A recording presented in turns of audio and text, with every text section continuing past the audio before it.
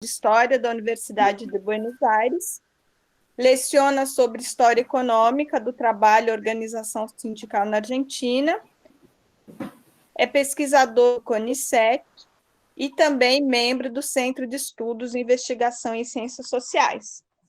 A Marina propôs para a gente discutir o desenvolvimento do teletrabalho a partir da perspectiva marxista das transformações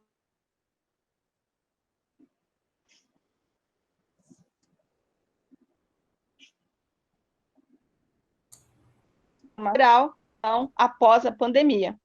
E ela também vai analisar um pouco a legislação nos diferentes países, comparando com a recente lei sobre home office que foi aprovado na Argentina.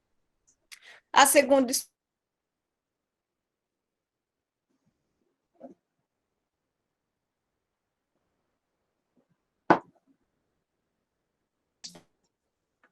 da Remi e vice-presidente da ABET.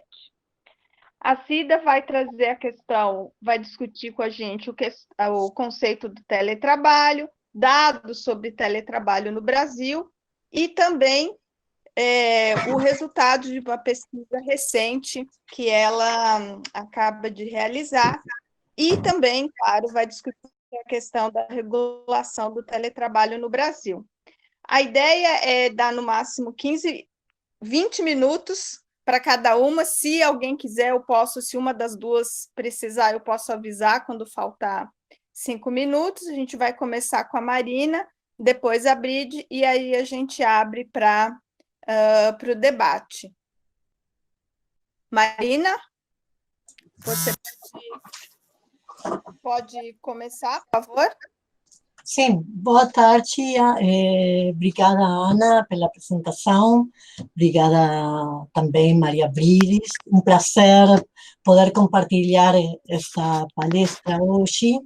Eu sou muito grata também com a Rede de Estudos e Monitoramento da Reforma Trabalhista e com a Associação Brasileira de Estudos do Trabalho por ter me convidado a participar desta palestra hoje, que tomara seja muito produtiva, porque o tópico é muito atual e eu acho que tem uma importância muito grande para o movimento operário em nossos países.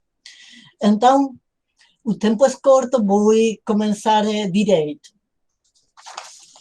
Quando nós estudamos o teletrabalho, eu acho que uma de nossas primeiras tarefas é debater, pensar melhor todos os mitos que a burguesia espalha o tempo todo sobre o teletrabalho. E eu acho que desses mitos é a ideia de absoluta novidade do teletrabalho. Eu acho que se nós pensamos o teletrabalho, o home office, desde a perspectiva marxista dos processos de trabalho, nós podemos acessar, podemos avaliar melhor e entender em que sentido é uma novidade e em que sentido não é.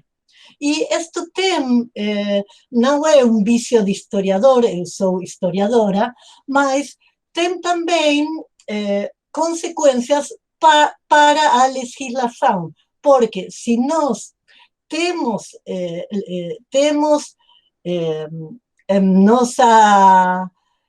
nossa mente, se nós lembramos de outras formas do trabalho que não são feitas nas dependências do empregador e pensamos nas formas, nas ferramentas judiciais, legislativas que o movimento operário criou para essas formas, temos mais ferramentas no momento de debater a legislação para o teletrabalho.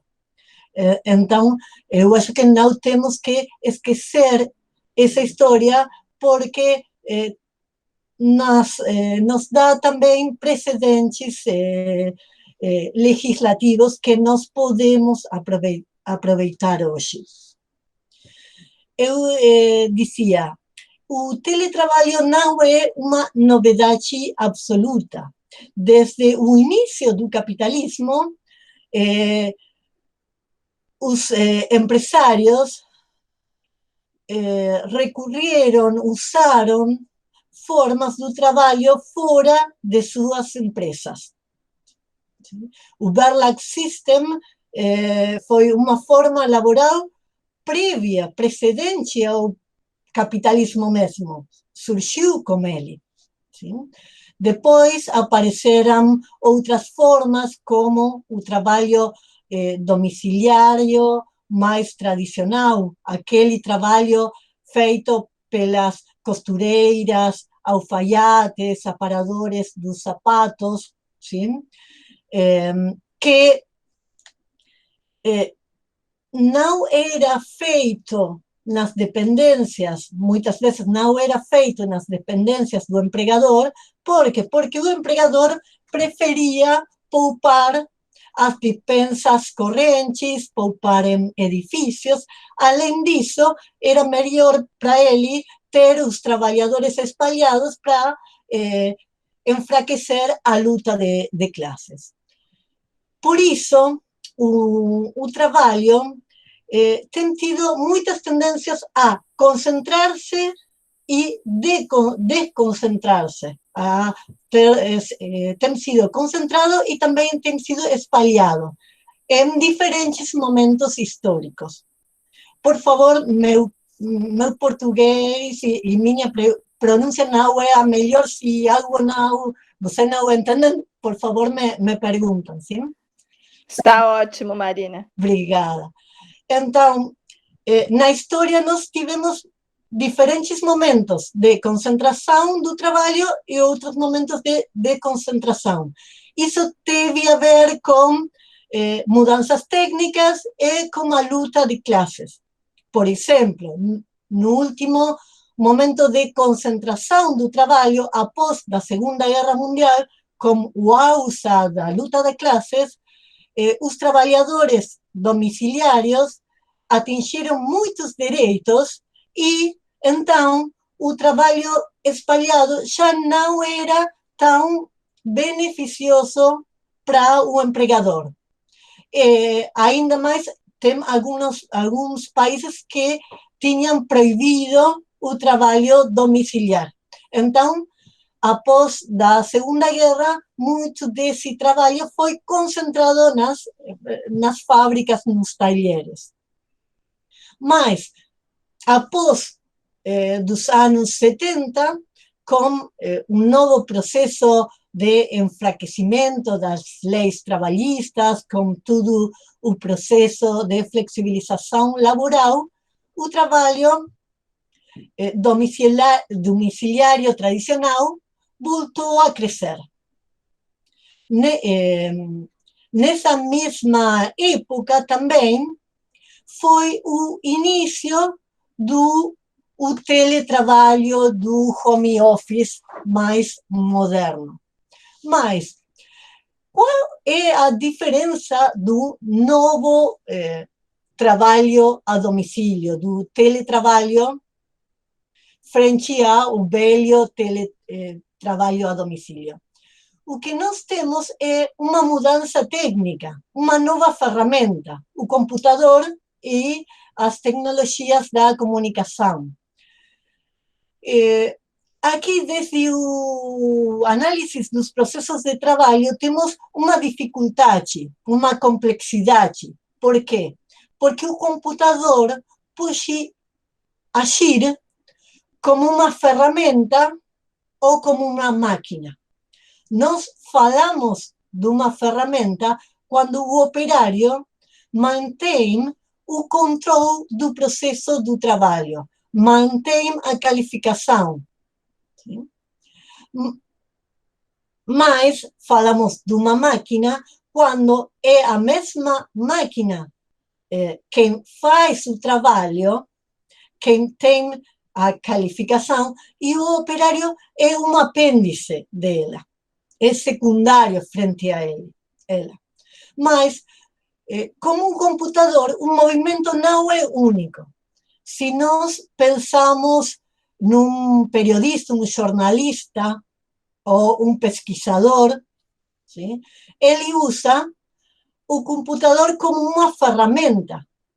A pesquisa não é feita pelo computador, é feita pelo jornalista, pelo pesquisador, que usa o computador como uma ferramenta. Mas, em outras atividades, o computador virou uma máquina que pode fazer diretamente o trabalho do empregado, do operário. Isso depende muito do software. Temos o software que vai fazer algumas tarefas, como o passar ao texto áudios ou as traduções, mas ainda não tem sido muito perfeccionado para completar todo o trabalho, mas vai nessa rua, nesse sentido. E muitas atividades têm sido mecanizadas pelo ordenador. Quais são essas atividades? São principalmente atividades do setor terciário que não tinham sido atingidas antes pela mecanização. Muito trabalho de escritório, sim? Muito trabalho de vendas, sim? No mundo todo, o trabalho de vendas é um dos que mais teletrabalho tem. Sim? E muitas atividades das profissões liberais,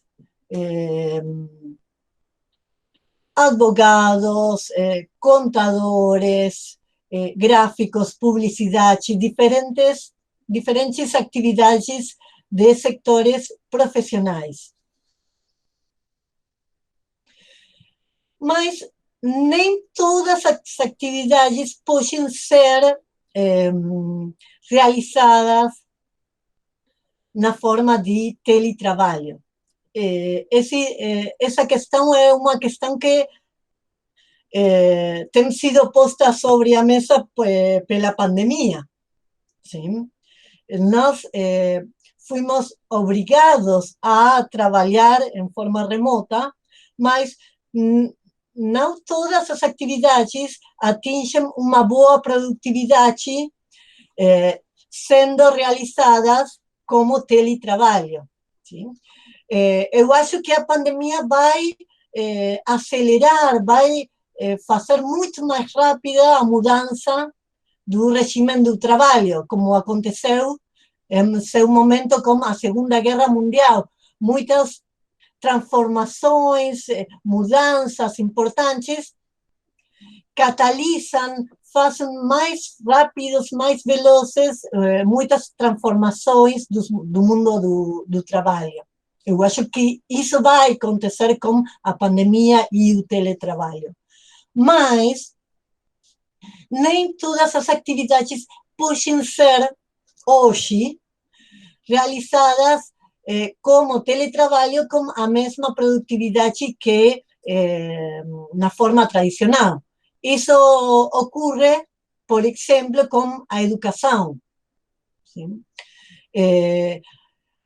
A educação de massas, a escola elemental, mídia, não pode ser realizada como teletrabalho. Nós vemos como os maestros, os professores têm muita sobrecarga laboral, e isso não é só pela forma do teletrabalho, mas que na forma presencial, nós, professores, fazíamos muitas atividades ao mesmo tempo que não podemos fazer em forma sincrônica à distância como teletrabalho. Então, não é que, porque tem muitas pessoas que estão falando do que, ao menos na Argentina, tem muitas pessoas falando de que a educação toda vai mudar, vai virar para o teletrabalho após a pandemia, e eu acho que não, porque temos evidência de que a produtividade de trabalho, de educação, em forma de teletrabalho é menor. Então, as horas de trabalho são maiores para ter um resultado de uma qualidade inferior. Mas, em outras atividades, sim, podemos esperar uma ampliação do teletrabalho. Então, é importante debater a questão da sua legislação. Sim. Uma primeira questão que é importante levar em conta, levar em consideração. Eu acho que não temos uma determinação técnica das leis, das condições do trabalho. O teletrabalho não deve ser necessariamente um trabalho precário. Até agora tem sido um trabalho precário. Por quê? Porque não tem sido legislado, ou tem sido muito pouco legislado, e também porque sua expansão coincide, sua expansão se dá no mesmo tempo que a expansão da flexibilização laboral, num momento de perda de direitos trabalhistas em todo o mundo, de enfraquecimento das leis trabalhistas. Então, a mesma coisa acontece com o teletrabalho, e ainda mais porque, como não tinha uma legislação específica, o problema foi maior. Ô Marina, desculpa, só para falar que faltam 5 minutos, tá? Tá bom, vou tentar de falar rápido. O que acontece com a legislação que temos? A legislação que temos no mundo é muito débil, muito fraca. Muitas vezes são só recomendações. Pensemos que na Suécia não tem uma legislação obrigatória para as empresas. Só tem, na Suécia, recomendações que os empresários podem ou não podem levar em conta. Na França, que é como um modelo onde todos olhamos para ver o que acontece com a legislação, e o direito à desconexão digital da França de 2016 virou como um modelo para o mundo todo. Mas o que aconteceu na prática com esse direito à desconexão digital da França? Esse direito foi muito publicitado, mas, na verdade, a legislação era muito mais fraca do que parecia, porque só diz a lei francesa, só diz que o direito à desconexão digital tem que ser negociado em acordos coletivos. Mas, se a empresa tem menos de 50 empregados, é um empregador quem decide a normativa. Sim? E, como nós sabemos, neste momento, muitas vezes os acordos coletivos que se firmam são muito fracos, ou são acordos que hoje a flexibilização do trabalho avança. Sim? Então, ainda a legislação francesa é muito fraca. A mesma coisa acontece com a recente legislação argentina.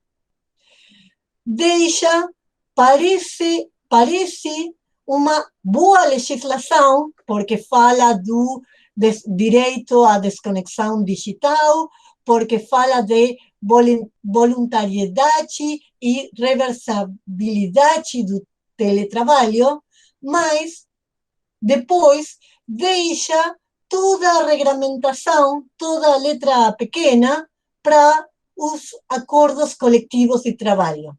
E não cria um organismo de fiscalização do trabalho, do teletrabalho. Quando o trabalho está muito espalhado, um órgão especial de fiscalização é necessário para que a lei seja cumprida. Isso acontecia com a lei de trabalho a domicílio que nós tínhamos na Argentina. E essa lei foi muito boa e funcionou quando tivemos um órgão de fiscalização do trabalho domiciliário. Quando esse órgão foi destruído, a lei virou letra morta. Então, órgãos de fiscalização são muito importantes e também é muito importante trabalhar sobre a jornada laboral, porque a lei diz que o trabalhador domiciliar, teletrabalhador, tem o mesmo direito que o trabalhador na empresa, mas fala de trabalho por objetivo e não estabelece a carga laboral. Então, se meus objetivos laborais não podem ser atingidos numa jornada laboral normal, eu não vou ter direito a uma jornada laboral normal. A velha lei do trabalho domiciliário da Argentina tinha uma regulação da carga laboral para assegurar que o operário tivesse direito a uma jornada laboral de 8 horas e a descanso semanal. A nova lei do teletrabalho não tem nem órgão de fiscalização, nem nenhuma regulação da carga laboral que permita fiscalizar o cumprimento da jornada laboral. Vou deixar aqui, depois posso ampliar alguma coisa. Ô, Marina, muito obrigada. Bride, é você. Tá. Bom, também quero agradecer a Remir, essa rede que está nos conectando e favorecendo, né, os nossos contatos e conversas sobre as pesquisas, e a ABET, né, a Associação Brasileira de Estudo do Trabalho, né, que vem aí também nesse processo de debates, né, de organização dos debates. E assim, Marina, é um prazer conhecer você, tá? E agradecer também a Ana e ao Elcimar, né, que organizaram essa proposta e nos convidaram. Eu acho que a Marina já adiantou muito da discussão em torno, por exemplo, do conceito. Realmente, teletrabalho não é uma novidade, no entanto, e até por conta disso que a Marina nos trouxe, uma das questões que se coloca, então, quando se fala do teletrabalho, é do que eu estou falando, né? Teletrabalho é o termo, o conceito mais geral que nós utilizamos, inclusive na própria legislação trabalhista, mas não é essa terminologia que costuma ser utilizada, né, normalmente pela mídia. A Daniela Alves, por exemplo, numa tese, ela identificou o termo home office, né, como uma categoria nativa, né, dos trabalhadores que estão nessa modalidade. Então, eu acho que uma primeira questão, quando a gente vai discutir a questão do teletrabalho, é do que eu estou falando, né, de que trabalho, qual é o conteúdo do trabalho. E quando nós estamos falando em teletrabalho e trabalho remoto, nesse contexto da pandemia, nós estamos falando basicamente desse trabalho home office, né, que levou milhões de trabalhadores a ter que, nesse contexto, ir para suas casas e passar a trabalhar de forma remota e sempre mediada por computadores, por essas ferramentas informacionais que a Marina já detalhou, né? E também há uma complexidade quando se fala, né, de teletrabalho, em razão das várias categorias de teletrabalho que há, né? A Rosenfield e a Alves identificaram 6 grandes modalidades de teletrabalho, esse teletrabalho ligado aí às tecnologias informacionais, né? Que é esse trabalho em casa, né, que você tem um escritório em casa, ou, no caso, não tem um escritório em casa, mas é obrigado a fazer o trabalho em casa, né? A nossa pesquisa mostrou que muitos trabalhadores não tinham espaço, não têm espaço, né, dentro da sua casa, das suas casas, mas tiveram que passar a trabalhar em casa.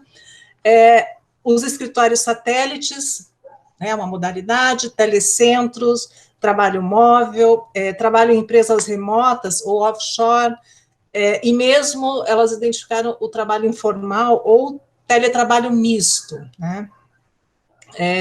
Então, assim, há uma diversidade de modalidades, então isso nos coloca, no momento que nós vamos falar de teletrabalho, e aí nas pesquisas empíricas, por exemplo, descrever esse conteúdo do trabalho, dizer de que trabalho estou falando. Ele se diferencia daquele trabalho no início da industrialização, né, porque, então, se diferencia do trabalho em domicílio, né, em que as costureiras, né, e diversos setores, as trabalhadoras passam a trabalhar em suas casas, efetivamente, e aí produzir mercadorias, bens tangíveis, né. Bom, mas quando eu estou falando de teletrabalho, no caso do Brasil, né, quantos são os trabalhadores que estão atuando nessa modalidade? No Brasil, essa modalidade já vem, né, há algum tempo, então realmente não é uma novidade, mas assim, os dados são muito escassos, né, em relação a precisar de fato de quantos trabalhadores estão nessa modalidade. O IBGE identificou um número lá em 2018. 2018 nós tínhamos no caso do Brasil, né, 3 milhões e 800 mil trabalhadores atuando em casa ou em outros espaços, como nos chamados coworking. E aí, alguns dados mostrando que há um movimento, né, de ora expansão, ora redução desse número, né, de trabalhadores. E aí, em 2020, né, evidente, com a crise sanitária provocada pela Covid e a recomendação aí do distanciamento social, há um crescimento, né, realmente desse número, né, de trabalhadores em casa, e aí algumas empresas já tinham, né, digamos assim, uma organização para o trabalho remoto, mas isso não era geral, né, muitas outras empresas tiveram que fazer um processo de adaptação rápida, e os trabalhadores, então, né, tiveram que se adaptar mais ainda, e assim, e aí de qualquer maneira, né, muitos depoimentos que nós colhemos na nossa pesquisa mostram isso, né, olha, eu não tenho espaço, eu não tinha escritório, eu não tenho Wi-Fi, né, eu não tinha equipamento adequado, né, então, por isso que a gente diz, olha, tiveram que se adaptar de qualquer maneira, né, os professores também, é uma coisa impressionante. E aí, quantos são, então, os trabalhadores remotos nesse período aí da pandemia, né? De qual é o número, né? Quantos são os que estão trabalhando remotamente? Esse dado foi construído pela PNAD, pelo IBGE, né? PNAD Covid, em que os dados oscilaram assim. Eles fizeram pesquisas semanais, né? E houve uma oscilação, né? O menor número, ali na terceira semana de junho, chegou a 8 milhões e 184 mil trabalhadores, e o período em que teve maior número de trabalhadores na modalidade remota foi na primeira semana de junho, teve quase 9 milhões de trabalhadores trabalhando de forma remota. Desses trabalhadores, né, quantos vão permanecer na modalidade de teletrabalho? Nós só temos assim, anúncios, né, na grande mídia, nos bancos, né, muita gente falando, né, da intenção de estender o trabalho remoto após pandemia. Bom, porque de fato existe um processo aí né, dessa migração para o teletrabalho, como de fato é uma tendência no mundo, né? Mas quanto do trabalho será feito remotamente, a gente não tem ainda como saber, né? Por isso que eu penso que uma nova agenda de pesquisa vai se constitui aí no período pós-pandemia, né? Para se olhar quais são as categorias, quais são as ocupações, quanto desse trabalho vai permanecer na modalidade remota. O IPEA fez um estudo, lançou agora em maio, em que eles analisaram a potencialidade do trabalho remoto, né? Eles analisaram 439 ocupações e chegaram a um percentual de como cada categoria, cada grupo, qual é o potencial dessas categorias serem feitas remotamente. E eles identificaram que o teletrabalho pode chegar a 22,7% das ocupações nacionais, tá? Nesse estudo, eles também fizeram um levantamento sobre, em termos de mundo, né, quais são os países que têm uma maior proporção de teletrabalho, coincidentemente os países desenvolvidos, e os países com menos potencial de teletrabalho, né, estão na África. Eles levantaram também a potencialidade em relação à América Latina. Tá? É um estudo que vocês encontram facilmente no site do IPEA. Bem, e aí, como é que esse trabalho está regulado? Eu acho que a Marina já falou da fragilidade, né, da regulação. No caso do Brasil, houve em 2011 uma lei, né, que alterou o artigo 6 da CLT, mas interessante, nós estávamos vivendo 2011, né, o sentido foi de fixar garantias de igualdade de direitos entre o trabalho presencial e o trabalho à distância, né, diferente depois do que se sucedeu na sequência, né. Em relação ao trabalho no setor público, eu acho que é interessante registrar que, por exemplo, no âmbito da Justiça do Trabalho, né, se fixou que os trabalhadores... É uma legislação de 2015, né, e até foi uma pesquisa feita pela minha orientanda, Fernanda Boia, em que o Conselho Superior de Justiça estabeleceu regras para o teletrabalho, mas o que chamou a atenção, e esse foi o mote da pesquisa dela, foi que esses teletrabalhadores, os teleservidores, né, como nós chamamos, teriam que ter uma produtividade de 15% no mínimo, uma produtividade maior, né?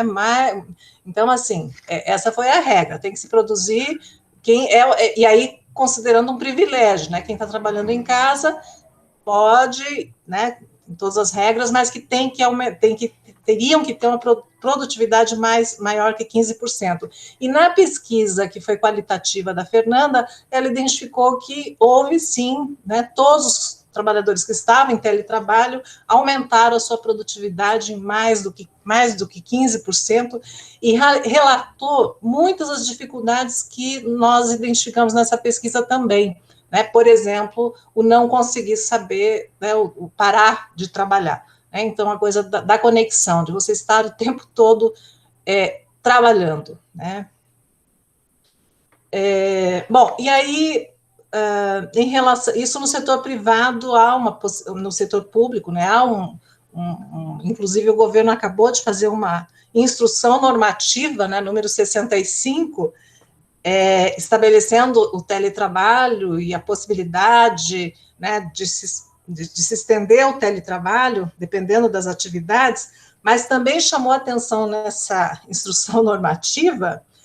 Ela coloca, né, a atribuição de responsabilidades aos teletrabalhadores, como checar e-mail, comparecer ao órgão, mas ela, em relação aos custos, por exemplo, define claramente que o trabalhador que estiver em teletrabalho, não vai poder exigir, né, custos, né, os custos do teletrabalho, como telefone, computador, internet, energia, são de inteira responsabilidade do trabalhador, né, e aí também se estabelecendo não pagamento de hora extra, auxílio transporte, nem adicional noturno ou banco de horas, né, então nessa instrução normativa para os servidores públicos é isso que está posto, né. E em relação à reforma trabalhista de 2017, houve uma regulação, né, lá no artigo 75, em que definiu o teletrabalho como a prestação de serviço, preponderantemente fora das dependências do empregador, e aí com o uso de tecnologias da informação e comunicação, e aí não se configurando como trabalho externo. E que também é uma modalidade que depende de acordo, né, estabelecido no contrato individual do trabalho, que as condições podem ser alteradas, né, sempre de acordo, né, em acordo mútuo, mas também não avança muito além disso, isso que a Marina já identificou em relação à regulação do trabalho em outros países, também não se avançou em relação a isso, né? Por exemplo, como se fiscaliza, né, os custos, isso tudo depende, né, de acordos, né, como já foi assinalado pela Marina. Bom, aí nós fizemos, isso é o que temos em termos de regulação, então acho que esse é um dos desafios aí, na medida em que essa modalidade, né, permanecer, perdurar, um dos desafios para o sindicalismo, para a classe trabalhadora, né, como regular isso, assegurando, né, direitos, condições, etc. Por quê? Quando a gente faz as pesquisas empíricas, né, como é que está esse trabalho? Na pesquisa que foi realizada pelo grupo aqui da Universidade Federal do Paraná, junto com a Giovana Uehara, e aí com o apoio da Remir, nós fizemos uma pesquisa que envolveu diferentes setores econômicos. O único critério para responder esse questionário era um questionário pela plataforma Google Form, com 37 perguntas, e o único critério era que que o trabalhador tivesse começado a trabalhar remotamente no contexto da pandemia, tá? Ana, você... Desculpa, só para avisar, 5 minutos. 5 minutos, tá, viu? A gente sempre... Bom, em relação... Olha, agora é um telefonema aqui, deixa eu desligar esse negócio, desculpa.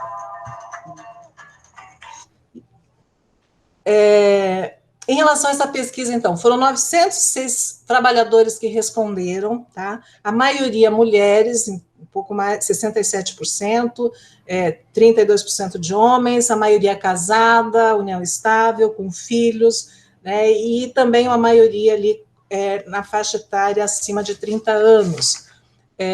Maioria do setor público, tá, 65%, e tivemos, né, respondentes em torno de 33% do setor privado. Os tipos de contrato de trabalho, né, maioria estatutário, em torno de 50%, seletistas, em torno de 32%, conta própria, 8,5%, e contrato temporário, enfim, essas foram as modalidades principais. Os tipos de ocupação, né? Então, os professores, setor público e privado, né, 28%. Foi uma pesquisa assim, respondida em que nós acionamos os nossos contatos, então, nesse sentido, ela foi, né, a amostra não foi assim algo... dependeu dos nossos contatos, então não foi não podemos dizer assim que usamos aquele critério, né, de uma amostra rigorosa, no sentido estatístico, estabelecendo quem eu poderia responder. Então, professores, técnicos de seguro social, gestores públicos, advogados, analistas, profissionais de tecnologia da informação, porque nós quisemos identificar também qual é o tipo de ocupação que pode ser feita, como a Marina já identificou, quer dizer, não é qualquer ocupação que pode ser feita nessa modalidade, com o uso né, de computadores, etc. Em relação às condições de trabalho, né, a jornada, houve, sim, um aumento do número de trabalhadores que tiveram a sua jornada estendida de trabalho, tá? Em relação aos dias trabalhados também, o número de trabalhadores que passou a trabalhar 6 dias saltou, por exemplo, de 8% para 18%, e o número de trabalhadores que passaram a trabalhar 7 dias por semana saltou de 2% para 17%. Então, as pessoas, essa ideia de você não parar nunca, de você estar conectado o tempo todo, né? E aí a percepção dos trabalhadores realmente foi, né? E isso foi expresso nos relatos, né? Dos quase 400 depoimentos que nós tivemos sobre essa angústia, né? Dessas condições de trabalho tão em que não há desconexão efetivamente, né? Eu tenho que responder e-mail o tempo todo, WhatsApp, né? São muitas demandas, inclusive nos finais de semana, isso estava muito presente nos relatos dos trabalhadores. Em relação a custos, também a maioria, mais de 50% teve um aumento de custos, de gastos pessoais que tiveram que assumir, né? 48% afirmou que não. Em relação à ergonomia, veja que interessante, os nossos respondentes, em torno de 95% são de trabalhadores com escolaridade elevada, curso de graduação, pós-graduação, especialização, etc. Então, assim, seriam aquelas ocupações que a gente chama de uma chamada classe média, né, digamos assim, de algumas ocupações. Não estou falando né, do trabalhador lá do chão de fábrica, né, daquele trabalhador né, das ocupações elementares, enfim.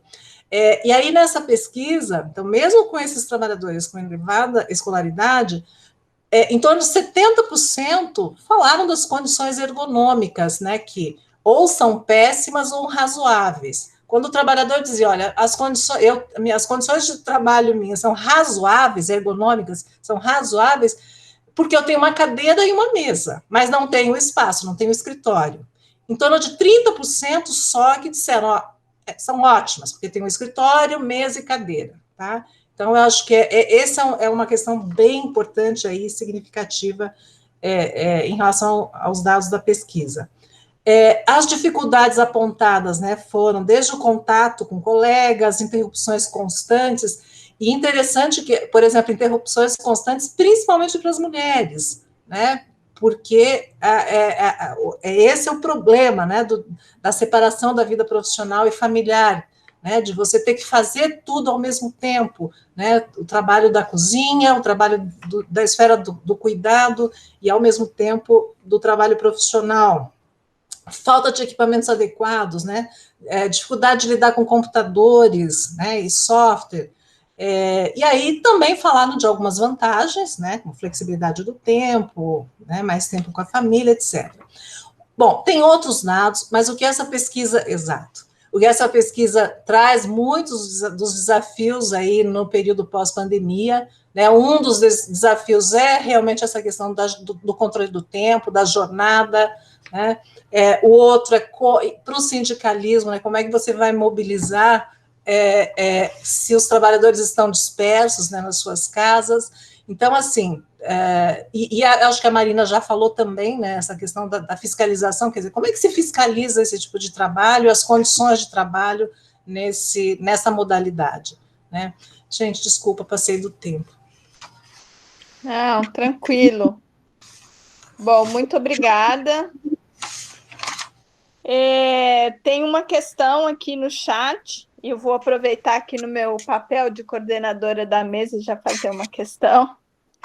Eu vou ler a questão, tá? A questão é do Henrique, é uma questão para Marina,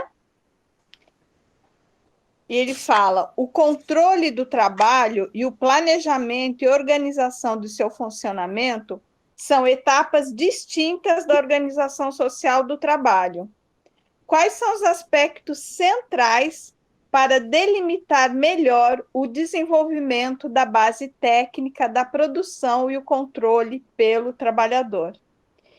E eu vou fazer uma pergunta, porque tem uma discussão acontecendo aí, juntando a questão do home office com a questão das plataformas, de que nos países onde é muito fácil o processo de demissão, ou seja, onde você não tem uma legislação que impeça a demissão, que haveria uma tendência das empresas que viram que dá para funcionar com os trabalhadores distantes, mandarem esses trabalhadores embora, na perspectiva de que algumas plataformas de trabalho estariam sendo criadas exatamente para se apropriar dessas funções que as empresas estariam externalizando, tá?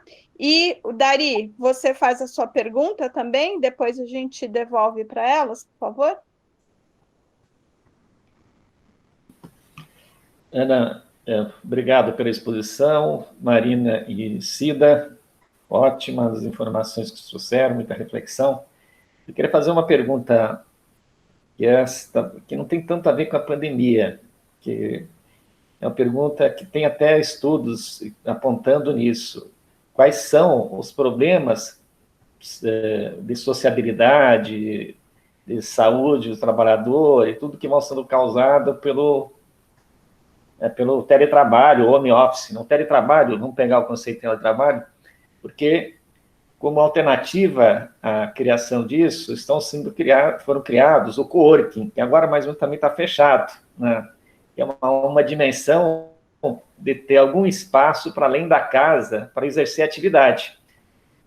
Então, ou seja, queria perguntar nas pesquisas que você identificaram, essa questão de encontrar formas alternativas de sair do espaço da residência para exercer o teletrabalho, como nos coworking, e suas implicações na sociabilidade e na saúde das pessoas que estão nessa condição de teletrabalho, né?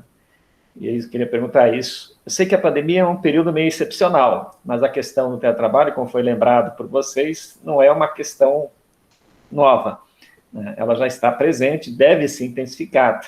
Então, como deve ser intensificada pós-pandemia, então é uma questão que me interessa, pelo menos gostaria de ouvir vocês um pouco mais sobre isso, tá? Obrigado. Ok, obrigada. Quem quer começar? Bride, começamos por você? Para mudar a ordem? Pode ser. Obrigada. Bem, eu acho que a pergunta do Dari foi mais específica, né, Dari? A nossa pesquisa mostrou que, de fato, esse é o maior problema que foi identificado, que foi, né, o maior número de respostas dos trabalhadores foi sentir de fato esse isolamento social, né, a falta de contato com os colegas, inclusive no processo de trabalho, em que eles tiveram que aprender muita coisa nova, aí no contexto da pandemia, e sem ter o respaldo, sem ter o contato com os colegas. Uma das perguntas que nós fizemos foi, no período pós-pandemia, se eles tivessem possibilidade de continuar nessa modalidade do teletrabalho, a maioria, um percentual significativo informou que não tem interesse.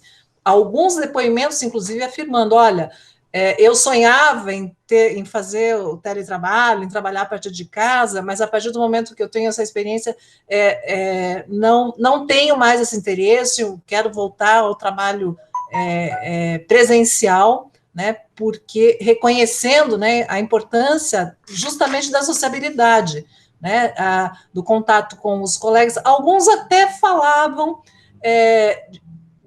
tendo interesse, tendo possibilidade de se manter o teletrabalho, o trabalho remoto, que eles teriam interesse em ter alguns dias, em ser uma coisa híbrida, né? Em alguns dias eles indo para a empresa, e até porque eles ficam invisibilizados, né? Há essa situação, esse relato também, né? De que eles ficam invisibilizados, inclusive para as promoções, né, para uma série de atividades que o trabalho presencial possibilita e que eles, trabalhando remotamente, ficam sem essa possibilidade. Então, assim, aí, em relação à saúde, nos depoimentos, muitos e muitos trabalhadores falando do adoecimento, sim, né, que já começava a sentir. Claro que a tua pergunta não se refere apenas ao período, né, da pandemia. Eu acho que a pandemia, em função desse trabalho ter sido feito de qualquer maneira, nessa adaptação, de qualquer modo, mas há muitos afirmando, né, afirmando que já estavam se sentindo doentes, estressados, né? Eu acho que aí, Dari, nós vamos ter que ampliar as pesquisas para olhar essa dimensão, né? Porque, de fato, o trabalho acaba perdendo uma das suas características, que é de você estar na esfera pública, né? No diálogo, no contato com os colegas, né? O trabalho tem essa função da sociabilidade, e aí o trabalho remoto, quer dizer, você perde essa condição. Né, os entrevistados não têm interesse em manter, a maioria não tem interesse em manter. E quem tem interesse gostaria de ter essa forma híbrida, né, de ter alguns dias que eles pudessem ir para a empresa. Eu acho que é isso. Acho que a pergunta da Ana era para a Marina, né? Oh, desculpa, era para as duas. Se você tem lido alguma coisa sobre, para o caso do Brasil, especificamente, ou não? Eu não anotei aqui nos países de possibilidade de emissão.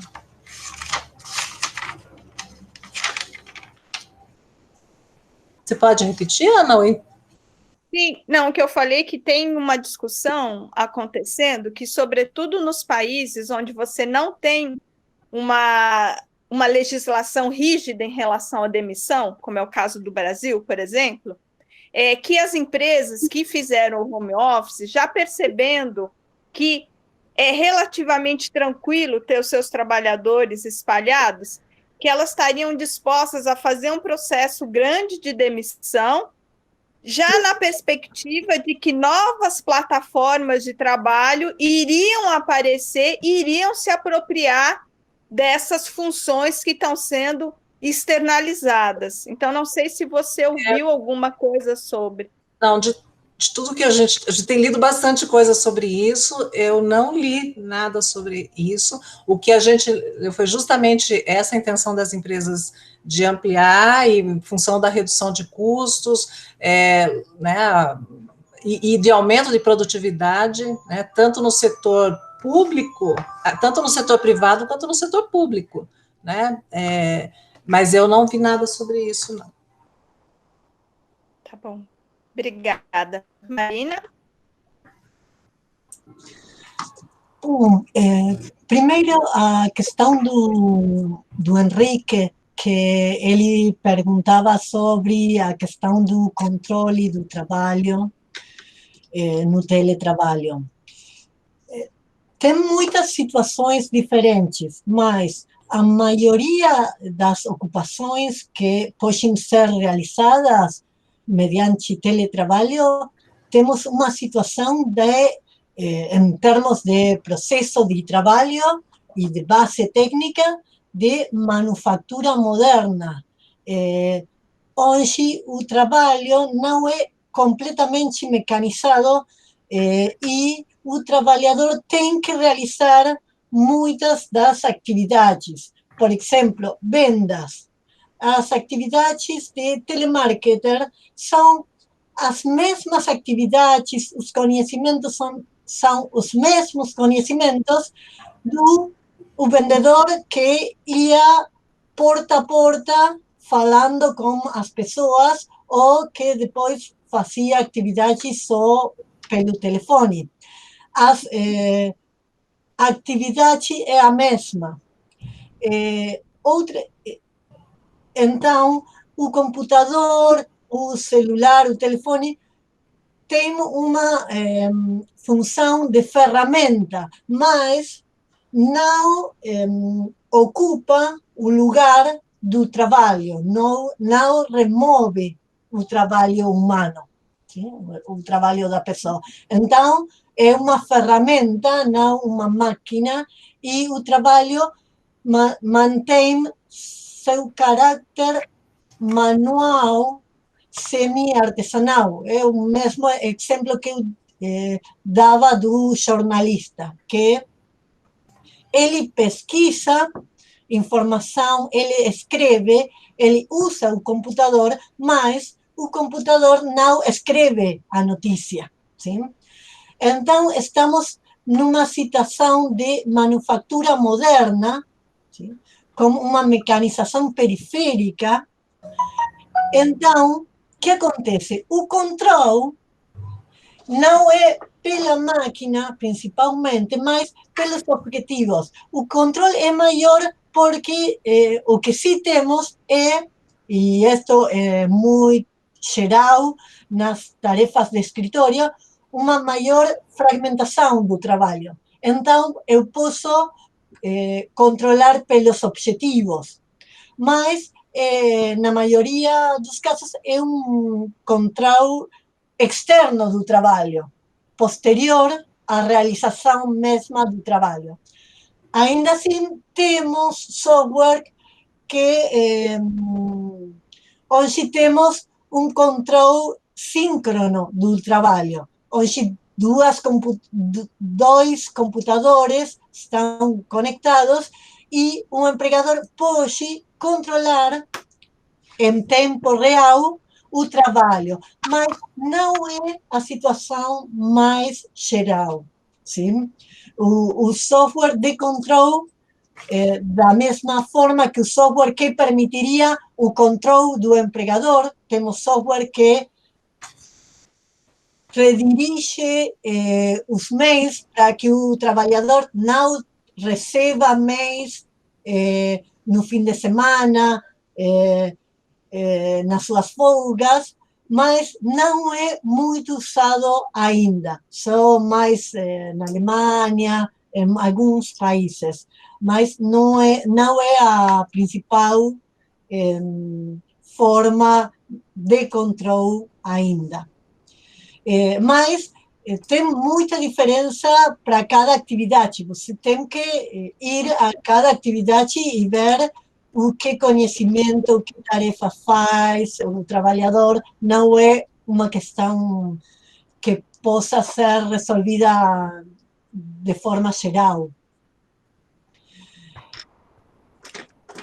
Pela pergunta de Dari do isolamento do trabalhador além da pandemia, eu acho que tem uma solução, tem muito a ver com essas formas mixtas que são muito usadas na Suécia, por exemplo, onde o trabalhador teletrabalha 2 ou 3 dias a semana e vai para a empresa 2 dias a semana.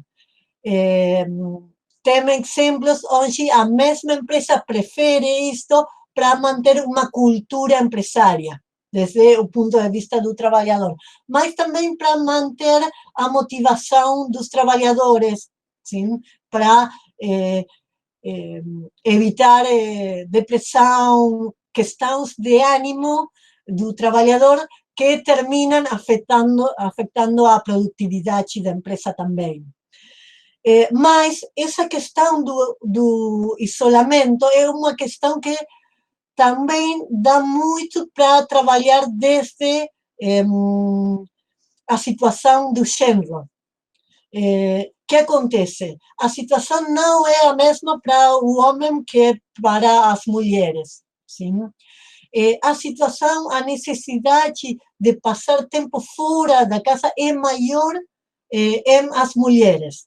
E aqui eu vou falar de outro mito do teletrabalho, que a burguesia diz que é uma solução para as mulheres. Como antigamente dizia que o trabalho domiciliar da costureira era uma solução para as mulheres.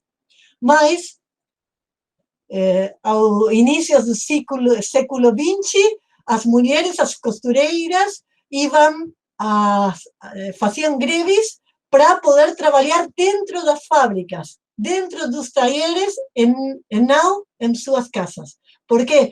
Porque as mulheres preferiam trabalhar na fábrica, nos talleres, não em suas casas. A mesma situação acontece agora.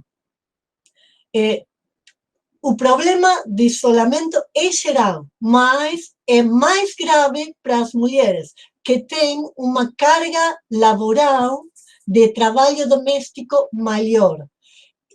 Para elas, a possibilidade de trabalhar fora da casa é uma possibilidade de pôr um limite ao trabalho doméstico.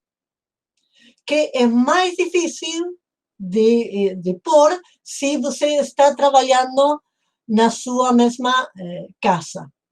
Tem uma pesquisa oficial na Argentina, onde dá que as mulheres que têm trabalho fora da sua casa, não as donas de casa, as mulheres assalariadas com trabalho assalariado, trabalham em suas casas com seu trabalho doméstico não pago 6 horas semanais mais que os homens. E isso só se não tem filhos. Se tem filhos, a diferença é maior. Então, para uma mulher, como Maria dizia recém, a situação do solapamento, da interferência da vida laboral e pessoal é maior. A mulher também tem, além dessa carga horária maior, a carga mental. Ainda que o homem faça algum trabalho doméstico, é a mulher, as mais das vezes, quem tem a responsabilidade de planejar o trabalho doméstico, é assignar tarefas, é pedir ao homem que faça alguma tarefa. Então, essa situação faz que para a mulher o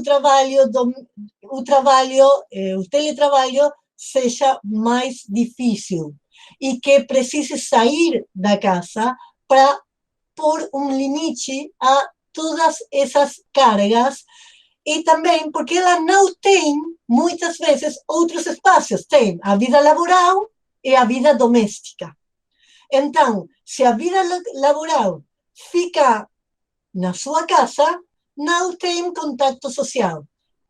O homem que, além do trabalho, pode ir a jogar futebol, tem outras atividades, porque não ocupa tanto tempo nas tarefas domésticas, pode fazer o trabalho na sua casa e depois ir para a rua, para jogar futebol, para o café, para sociabilizar em outros espaços. Então, este é um problema que está muito atravessado pela situação, diferente situação do homem e da mulher. E por isso, a mulher prefere trabalhar fora. Tem muitas pesquisas de que acontece numa empresa quando essa empresa decide ir para teletrabalho e consulta os trabalhadores. A maioria dos trabalhadores que não querem ir para o teletrabalho ou são pessoas mais idosas, pessoas maiores ou mulheres. Os homens jovens vão querer ir a teletrabalho muito mais que as mulheres. Ok, Marina, podemos passar, desculpa, só para a gente ir para as outras questões. Desculpa. Não, imagina, eu é que me sinto constrangida de atrapalhar vocês, mas enfim, é só para eu colocar as outras questões. Tudo bom. Tá bom? Tudo bom. Bom, tem uma pergunta da Andréia Galvão para as duas. Vocês identificam uma preocupação maior com a regulamentação do teletrabalho em algumas ocupações e sindicatos? Há projetos sindicais consolidados nesse sentido? Depois, a pergunta da Raquel para a Cida. Ao responderem sobre a ergonomia dos equipamentos de trabalho, os trabalhadores tinham ciência das condições técnicas necessárias para o conforto que deveria ser propiciado pelos mobiliários? E uma pergunta da Simone, também para as duas. Politicamente, qual termo é melhor? Teletrabalho ou home office? Quem quer começar? Trid? Está sem som.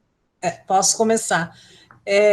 Andréa, tem alguns sindicatos, novamente, né, algumas categorias mais consolidadas, digamos assim, que já né, que já vem buscando construir, não sei ainda em que pé que estão, né, mas em termos de consolidar um projeto, mas que estão muito atentos e trabalhando pautas em torno do teletrabalho, né? Por exemplo, setor bancário, né? Tem toda uma discussão bem importante, porque os bancos são um desses setores aí que já, né, eles vêm anunciando que vão continuar no trabalho remoto e fechando espaços físicos, né? Então, provavelmente, né, uma parcela grande vai se manter, porque eles identificaram, de fato, tanto em termos de produção, aumento de produtividade, quanto de economia, efetivamente, com aluguel, né, e etc. Os petroleiros também parece que tem um trabalho bem avançado, uma pauta bem arrojada, né, em termos de teletrabalho, de normas, regras, né, de regulamentação de teletrabalho. Eu diria assim, que assim como ocorre com as outras categorias, eu penso que também em relação ao teletrabalho no pós-pandemia, vai depender muito, né, dos sindicatos e da condição desses sindicatos de fazer frente, né, de ter propostas e realmente identificar o problema, os problemas, né, dessa modalidade de trabalho, né, se mantiver, porque as pesquisas de fato mostraram, olha, custo de trabalho, os gastos, a fiscalização, né, como é que fica a fiscalização, né, dessa modalidade. E aí, juntando com a pergunta da Raquel, ótima a tua pergunta, porque, assim, essa foi uma das questões que a gente analisou, né, e ficamos pensando quando os 30% lá responderam que consideravam suas condições ergonômicas ótimas, mas apenas por ter um espaço, por ter um escritório e ter uma mesa e uma cadeira, né? Se elas estão realmente nas normas, porque existe toda uma normatização técnica, né? Para se considerar uma cadeira ergonômica, né?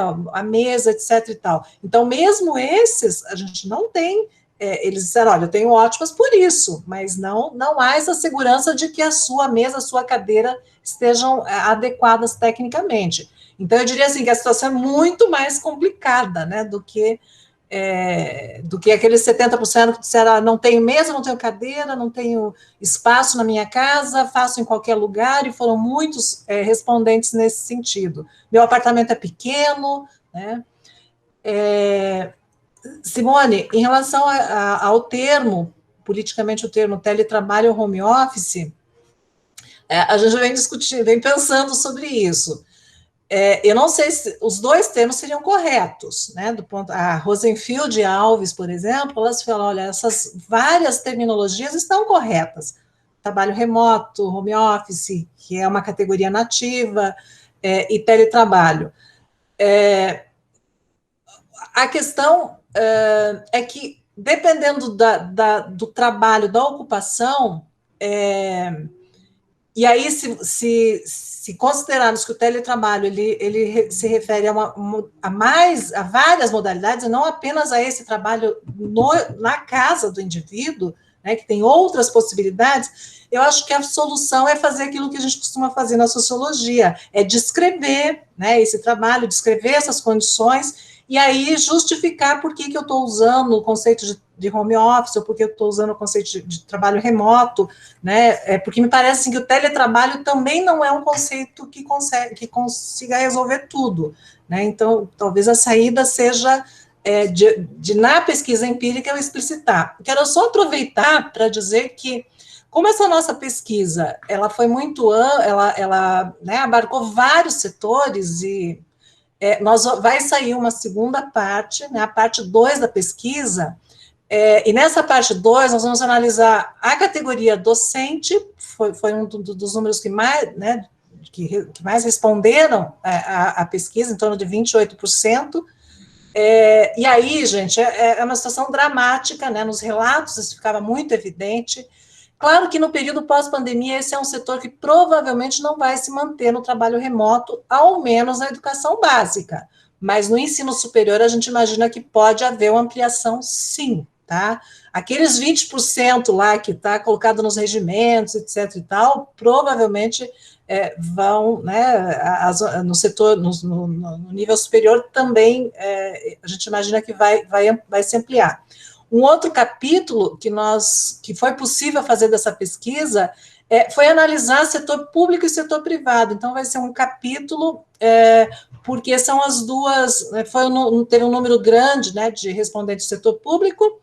Gente, e assim, vai nos ajudar a pensar, a Marina falou em desfazer mitos. Eu penso que essa pesquisa vai também ajudar a desfazer mitos em relação ao funcionalismo público, porque a gente tinha depoimentos, né, de servidoras públicas, assim, que é de chorar. Aumentou produção, aumentou meta de produtividade, eu tenho que dar conta disso, daquilo outro. Então, assim, essa coisa, né, do funcionalismo público, né, de não estar trabalhando remotamente, é uma grande bobagem, porque, inclusive, a pesquisa mostrando uma intensificação do trabalho, tá, para os servidores públicos, tá? E aí, então, vai ser um capítulo, né, fazendo uma análise do setor público, e aí o comparativo com trabalhadores do setor privado, né, em torno de 34% do setor privado. E o terceiro capítulo vai ser até orientando do Dari, tá nesse capítulo, escrevendo junto, né, analisou e fez o banco de dados, justamente sobre a questão das mulheres, né, porque esse trabalho, o teletrabalho, ele atinge de formas diferentes, né, tanto as categorias e principalmente a questão das mulheres, né. Então, vai ser um capítulo inteiro só sobre, analisando os dados e referentes às mulheres nessa situação do teletrabalho no contexto da pandemia, tá? Então, acho que é isso. Ok, obrigada, Cida. Marina? Sim, primeiro, para Andrea. Na Argentina não temos projetos consolidados de sindicatos. Sim, na pandemia, o sindicato do Poder Judiciário, muito rápido, assinou um acordo coletivo sobre o teletrabalho, mas que o primeiro ponto desse acordo era que o teletrabalho era completamente excepcional durante a pandemia, mas que depois não poderia continuar. Tem alguns grupos, sindicatos de professores da universidade que estamos debatendo, mas não tem um projeto consolidado. Mas também como uma legislação excepcional para a pandemia. Por exemplo, baixar o número de alumnos por professor durante este tempo do teletrabalho e outras regulamentações. Mas a legislação, esta nova lei, foi uma lei criada de cima para baixo. Não foi uma lei debatida na sociedade, com a excusa da pandemia. A excusa da pandemia foi aproveitada para sancionar e promulgar muito rápido uma lei não debatida por ninguém. Sim? A pandemia foi uma excusa porque nossa lei de teletrabalho não vai ser aplicada durante a pandemia. No Chile, também eles, em março, votaram uma lei de teletrabalho apurados pela situação excepcional. Mas a lei está em rigor, está atuando agora. Mas a lei da Argentina diz que só vai entrar em funcionamento 90 dias após a finalização da quarentena. Então, se apuraram para ter uma lei que não vai ser usada durante a pandemia. Ainda mais, aliás, nós já tínhamos uma regulamentação do Ministério do Trabalho, do sector de saúde, que obrigava aos empregadores que têm trabalhadores em suas casas, teletrabalhadores, a fornecer cadeira ergonômica, mousepad e outros elementos. O que aconteceu? Quando começou a pandemia e a quarentena, o presidente assinou um decreto suspendendo essa norma. Essa norma que nós já tínhamos foi suspendida durante a pandemia. Porque durante a pandemia as relações de trabalho vão ser sujeitas à boa vontade das partes. Nós já conhecemos a boa vontade das partes. Temos empresas, grandes empresas, a empresa Edesur, que dá a eletricidade, que está vendendo cadeiras ergonômicas a seus empregados. A mesma empresa vende as cadeiras a seus empregados, mas ela permite parcelar com seu salário. Então, é o benefício, a boa vontade da empresa. Então, temos essa situação. Na realidade, só temos um novo sindicato, que é um sindicato dos trabalhadores informáticos, aqueles que trabalham na programação, esses tipos de atividades, que eles estavam debatendo, sim, a lei de teletrabalho. Mas no resto dos sindicatos, a lei baixou e foi votada tão rápido que ninguém teve tempo para debater nada. Uma questão para a pergunta prévia da Ana, que ela falava dos países onde demitir é fácil. O caso de Chile é pior, porque eles não só deixam a questão da jornada para acordos coletivos do trabalho, mas para contratos individuais. Então, claro, onde o teletrabalho não é legislado e o custo de demissão é muito fraco, as empresas vão para teletrabalho porque flexibilizam e eles podem poupar muito dinheiro. A eletricidade, internet, todos os recursos, se elas não estão obrigadas a fornecer essas questões ou cumprir os mesmos direitos dos trabalhadores, elas vão ir para o teletrabalho. Não conheço essa questão, o que disse a Maria. Eu não ouvi nada de novas aplicações, além daquelas que se estão perfeccionando, como Zoom ou outras, mas nada muito específico, novo fora disso. Mas eu acho que sim, que onde as empresas não têm legislação e podem recorrer ao teletrabalho, elas vão fazer isso porque poupa muito dinheiro das dispensas e também porque fazem trabalhar mais ao operário.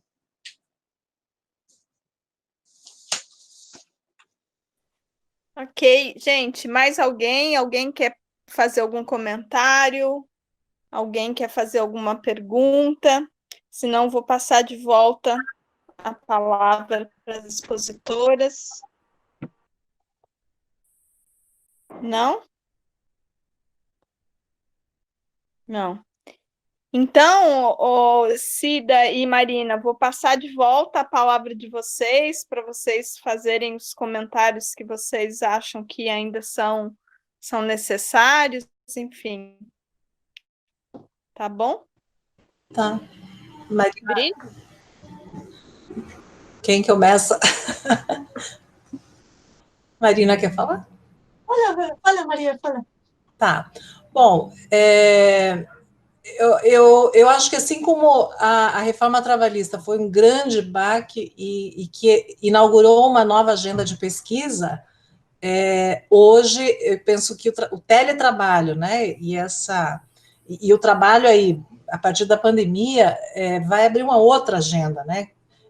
Em qualquer estudo que nós estamos fazendo, nós já estamos orientando, inclusive, os alunos, né, que estão fazendo a pesquisa, quer dizer, você tem que olhar o que aconteceu nesse contexto, né, da pandemia, e aí o que permanece, né, desse processo, porque nós imaginamos que vai haver uma aceleração, sim, dessa dinâmica que vinha, assim, em relação à migração, né, para o trabalho, para o teletrabalho, que vinha com muitas idas e vindas, a gente percebe, né, do ponto de vista da administração, das teorias administrativas, de empresas, inclusive, que vendem software, né, de controle, havia muita propaganda, de fato, né, e como a Marina levantou, dos mitos, né, que é o trabalhar de forma remota. Então, assim, há uma pressão para que se avance. A pandemia possibilitou isso para as empresas experienciaram e me parece que gostaram, né? Várias notícias falando da redução de custos, né, do aumento da produtividade. Então, a tendência é que vai aumentar, mas nós não sabemos quanto, né, em quais setores, e de fato, o que e aí, o desafio ao movimento sindical, né? Acho que os trabalhadores estão bastante desafiados a olhar e desmistificar muito desses mitos também. Eu lembro que na Petrobras mesmo, né, quando eles anunciaram, eles tiveram um ganho de que a Petrobras teria que oferecer equipamentos ergonômicos e tal, cadeiras, etc. Eu vi dois comentários assim de duas pessoas criticando, né, a ação do sindicato, que coisa absurda, né, de exigir esse tipo de coisa. Né? Então, há problemas aí nesse sentido também, porque no contexto da pandemia, os trabalhadores, de certo modo, se sentem assim, privilegiados por poder trabalhar remotamente. Então, há uma questão cultural, há uma questão aí nesse sentido também, né, de vencer, de desmistificar esses mitos e recolocar as questões, né, que alguém, se as empresas estão economizando, essa economia, ela está sendo, né, partilhada, né, o gasto está sendo partilhado, de fato, pelos trabalhadores. Então, eu acho que uma nova agenda de pesquisa vai se inaugurar aí a partir, né, e a gente vai ter que olhar o teletrabalho, porque não há, e olhar setores, né, ocupações, atividades, de forma muito próxima, porque tudo vai depender muito do conteúdo do trabalho e como os trabalhadores vão conseguir fazer frente, né, pressionar para alcançar uma regulação né, decente, digamos assim, que assegure condições de trabalho, né, e não a intensificação como se verificou nesse contexto da pandemia. Eu quero agradecer a Ana, agradecer ao Elcimar, agradecer a todos vocês aí que estão nesta conversa. Obrigada. Cida, pensar numa legislação favorável para os trabalhadores nesse contexto dá desespero, né? Mas, enfim. Marina. Eu concordo com Maria que o movimento sindical tem por frente um grande desafio. Por isso, eu acho importante esta nova agenda de pesquisa, este debate que hoje tivemos aqui, sobretudo para dar ferramentas a esse movimento sindical para as batalhas que ele tem que dar nas ruas, mas também na mídia, nos debates legislativos, e então temos muito trabalho por diante para poder fornecer ferramentas teóricas, conhecimento para essas disputas. Por isso, quero agradecer uma vez mais aos organizadores, a Maria, a Ana, a Elcimar também, que fizeram possível este encontro hoje, que também a tecnologia habilita.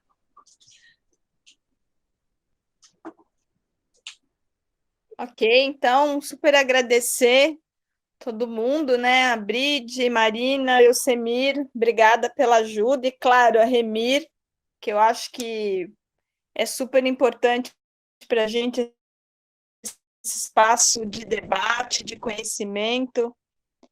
Então, super obrigada, e acho que é isso. Um abraço grande.